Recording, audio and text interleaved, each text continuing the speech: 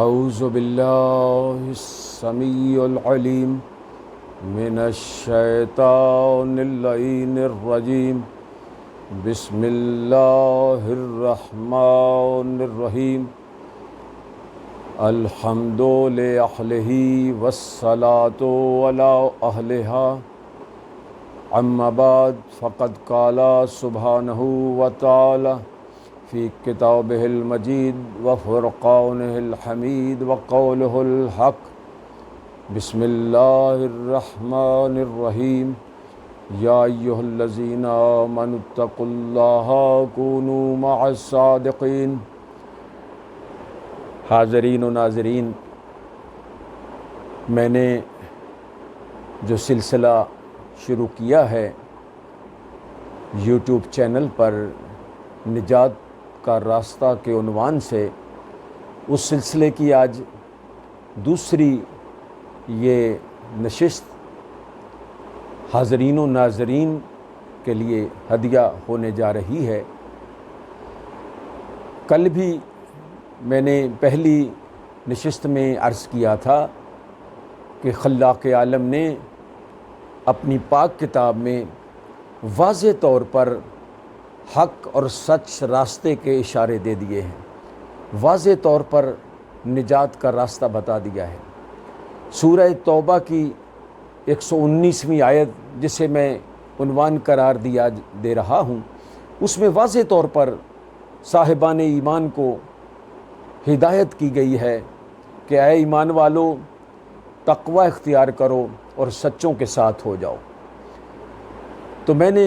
پہلی نشست میں بھی یہی عرض کیا تھا کہ جب ہم ہو ہی سچوں کے ساتھ جائیں گے تو پھر کیا وجہ ہے کہ ہماری نجات نہیں ہوگی۔ جہاں سچے جائیں گے وہاں ہم نہیں جائیں گے۔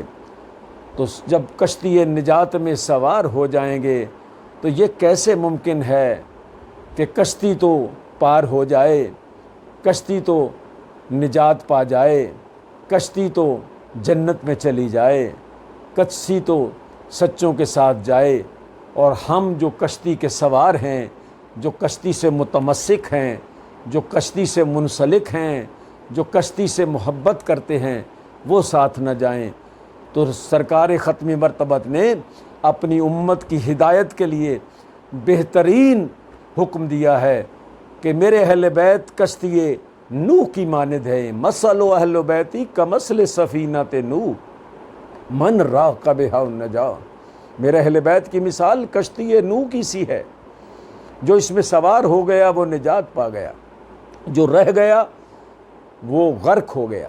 تو کشتی نوح میں بھی یہی ہوا تھا، جو کشتی نوح کے اندر آ گئے وہ بچ گئے، جو رہ گئے وہ بیٹا بھی تھا تو غرق ہو گیا۔ تو کیا یہ سارا کچھ، یہ عذاب کا آنا اور کشتی بنانا اور یہ کشتی سے مماثلت دینا نبی ختم مرتبہ صلی اللہ علیہ وآلہ وسلم کا معاف کیجیے گا،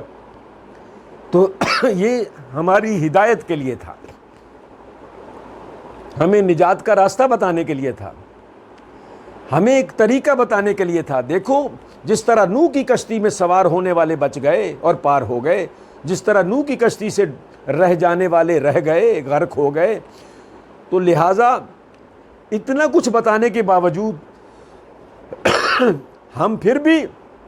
نجات کے لیے گم گشتہ راہ ہیں، پھر بھی ہم نجات کا راستہ تلاش کر رہے ہیں۔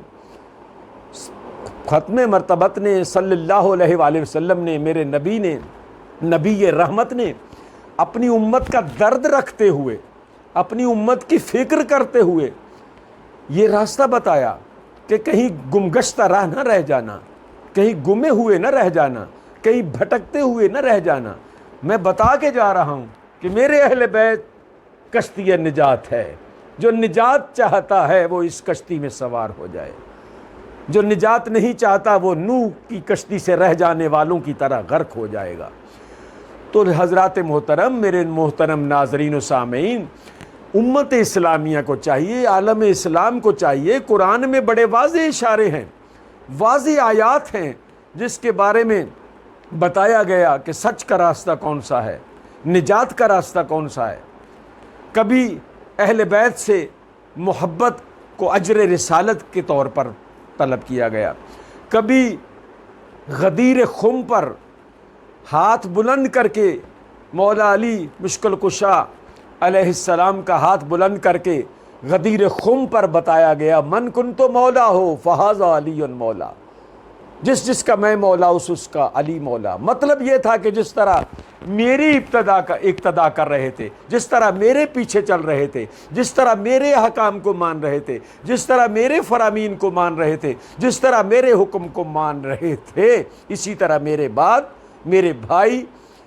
علی کو جو اللہ کا ولی ہے اس کی بھی اسی طرح سے اطاعت کرنا، اس کی بھی اسی طرح سے پیروی کرنا، اس کا اسی طرح سے حکم ماننا۔ جب علی کا حکم مانو گے، جب علی کی اطاعت کرو گے، جب علی کی پیروی کرو گے، کیونکہ علی کی پیروی میری پیروی ہے، میری پیروی اللہ کی اطاعت ہے، اللہ کی عبادت ہے۔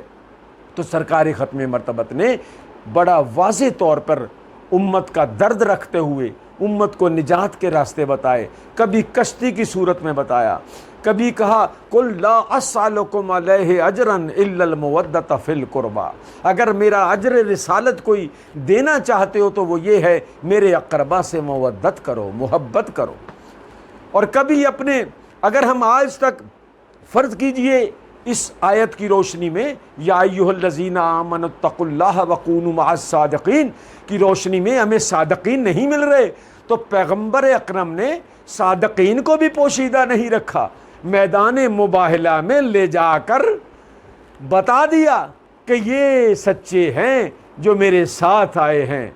کیونکہ میدان مباہلہ میں نصارہ سے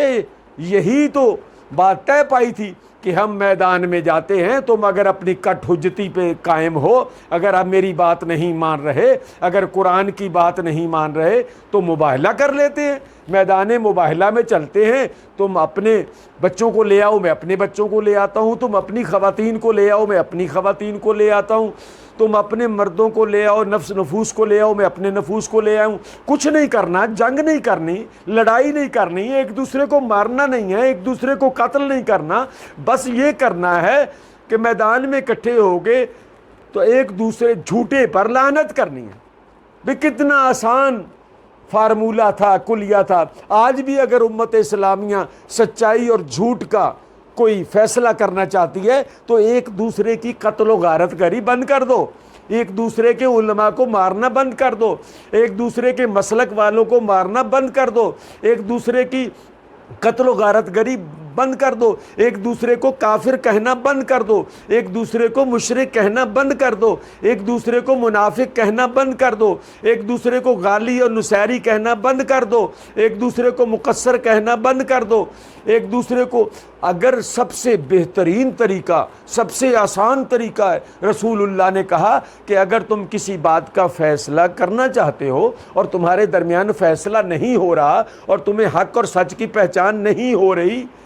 تو سب سے بہترین طریقہ ہے جب قرآن پیش کرو قرآن کو بھی نہ مانا جائے، حدیث پیش کرو حدیث کو بھی نہ مانا جائے، فرامین معصومین پیش کرو اس کو بھی نہ مانا جائے، تو پھر کیا پیچھے رہ جاتا ہے؟ اس کا پھر حل قتل و غارت گری نہیں ہے، پھر ایک دوسرے کو کافر کہنا نہیں ہے، پھر ایک دوسرے کو مشرک کہنا نہیں ہے، پھر ایک دوسرے پر کفر کے فتوے لگانا نہیں ہے، ایک دوسرے پر قتل کے فتوے لگانا نہیں ہے۔ تو سرکار نے ایک اصول دیا اپنی زندگی میں قرآن کی روشنی میں، اور یہ اللہ کے حکم کی روشنی میں ہوا کہ نجران کے عیسائیوں کو کہا کہ تم اپنے بچوں کو لاؤ میں اپنے بچوں کو لاتا ہوں، تم اپنے نفوس کو لاؤ میں اپنے نفوس کو لاتا ہوں، تم اپنی خواتین کو لاؤ میں اپنی خواتین کو لے آتا ہوں۔ تو سرکار ختم مرتبت اس میدان مباہلہ میں خود گئے، جناب امیر علیہ السلام گئے، جناب سیدہ عالم فاطمہ زہرا سلام اللہ علیہا گئیں، اور حسنین شریفین دونوں شہزادے انگلی پکڑے ہوئے، ایک کو اٹھایا ہوا دوسری کی انگلیں پکڑے ہوئے، پیچھے جناب سیدہ فاطمہ زہرا سلام اللہ علیہا، اور سب سے پیچھے جناب علی مرتضیٰ علیہ علیہ السلام، یہ 5 ہستیاں گئیں تو نصارہ نے کہا بھائی ہم تو ان سے کسی صورت مباہلہ نہیں کریں گے، ان سے معافی مانگ لیتے ہیں، کیونکہ جیسے یہ سچے ہیں کائنات میں ایسا کوئی سچا نہیں، کیونکہ اگر ان پہاڑ کو کہہ دیں تو پہاڑ ہٹ جائے گا۔ تو بھائی میدان مباہلہ میں سچوں کو لے جا کر دکھا دیا، پھر بھی اس آیت کی تفسیر اگر معلوم نہیں ہے، اس آیت کی تفسیر کے لیے بھٹک رہے ہو، تو پھر یہ بد نصیبی ہے۔ تو سب سے بڑا ایمان کا تقاضا یہ ہے کہ رسول اللہ نے میدان مباہلہ میں سچوں کو ساتھ لے جا کر بتا دیا کہ قرآن کی آیت کے مصداق یہی ہیں، یہی قرآن کہہ رہا ہے یا ایمان والو تقوی اختیار کرو اور سچوں کے ساتھ ہو جاؤ۔ سرکار نے کہا سچے وہی ہیں جن کو میں مباہلہ میں لے کر آیا ہوں، وما علینا الا البلاغ۔